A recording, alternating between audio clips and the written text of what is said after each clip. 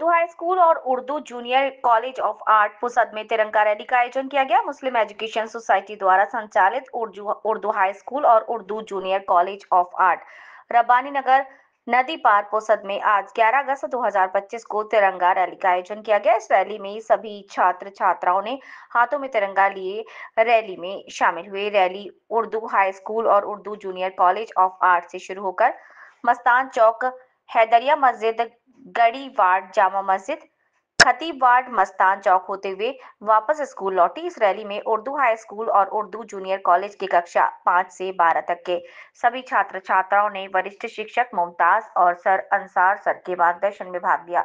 इस रैली में Akram sir, Shahid Khan, Pathan sir, Nasir sir, Imran sir, Rizwan sir, Firoz sir उपस्थित थे।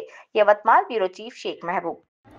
आज दिनांक 11 ऑगस्ट 2025 रोजी शासनाच्या आदेशानुसार मुस्लिम एज्युकेशन सोसायटीद्वारे संचालित उर्दू हायस्कूल तथा Urdu junior college of arts येथे तिरंगा रॅलीचे आयोजन करण्यात आले।